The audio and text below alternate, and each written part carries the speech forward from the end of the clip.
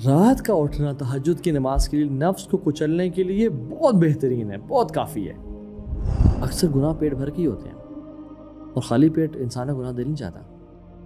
سو control yourself. اللہ کا خوف اور اللہ کی خشیت اختیار کرنا پبلک میں اور پرائیویٹ میں، اللہ اکبر، یہ ایسے اعمال ہیں جو کہ انسان کی نجات کا باعث ہے، درجات کو بلند کر دینے والے کام ہیں۔ وہ پتہ کیا ہے؟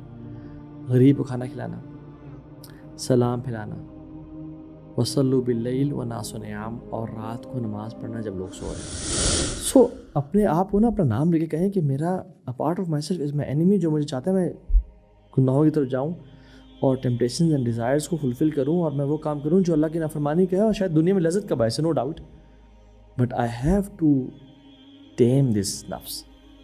مجھے تہجد پہ اٹھنا ہے، مجھے فجر پہ اٹھنا ہے، ایسی کی تیسی اس کی یار، ہو از ہی ٹو ڈکٹیٹ می؟ میں نے فائٹ کرنا ہے۔ I will not be a slave of my luxuries. So tell yourself this, don't eat too مچ۔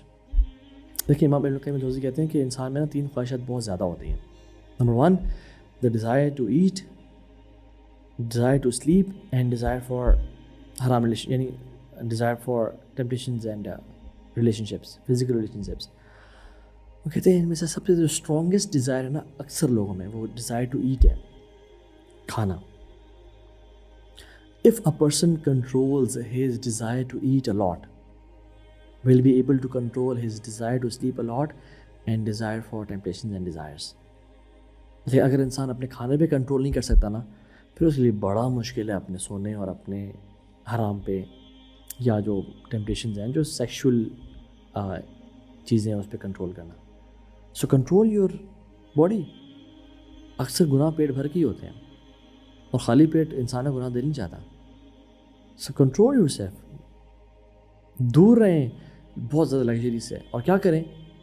سلف صالحین کہتے ہیں کہ 3 کاموں میں اس کا علاج ہے: talk little, laugh little, eat little, and چوتھا ایڈ کر لیں میری طرف سے، سلیپ لٹل۔ کم کھائیں، کم سوئیں، کم بات کریں، کم ہنسیں، یہ کام کریں۔ سو نفس کو نا کچلنا ہے ہمیں، اور اللہ تعالیٰ نا اس سارے سبجیکٹ کا جو کرکس ہے نا وہ سورہ مزمل میں بیان کر دیتے ہیں۔ اِنَّ نَاشِئَةَ اللَّيْلِ هِیَ أَشَدُّ وَطْئًا وَأَقْوَمُ قِیلًا۔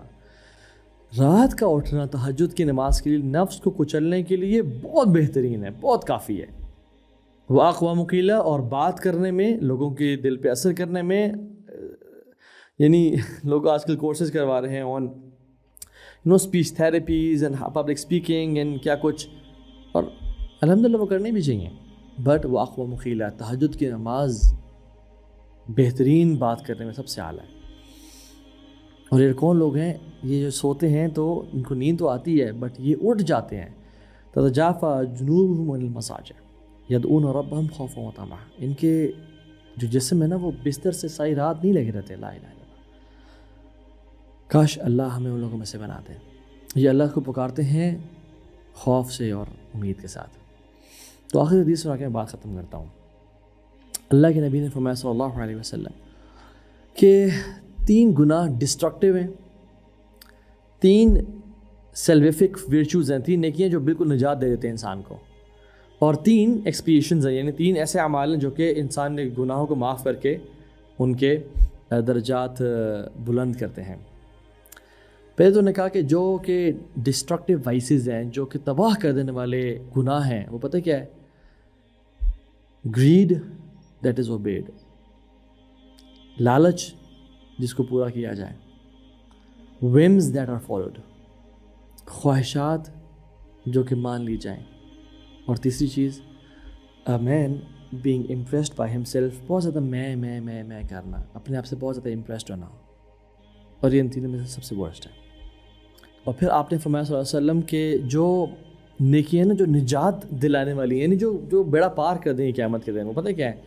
پہلی چیز یہ کہ عدل کرنا in time of anger and pleasure, جب بہت خوش ہو تو نواز دینا شروع کر دینا لوگوں کو نہ حق، کہ ٹھیک ہے اپرووڈ، یہ کرو وہ کرو یہ کرو، اور جب غصہ آئے تبھی اس میں جسٹس ادا کرنا، ظلم نہ کرنا، پہلی چیز۔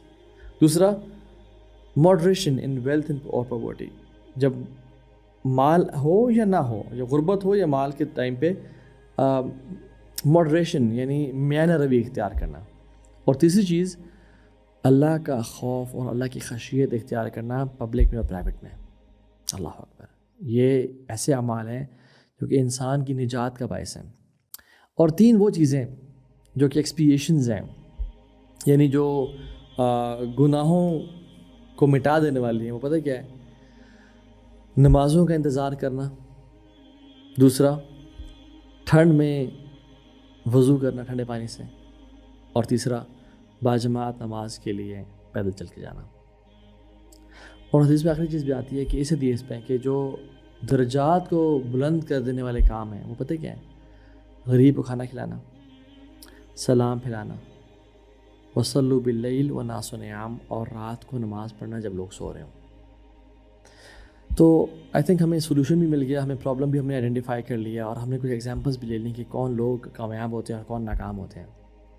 And after trying all this, conscious effort کرنے کے ساتھ ساتھ آخری جو چیز ہے جو مسلمان کا ایک ویپن ہے وہ کیا ہے؟ دعا۔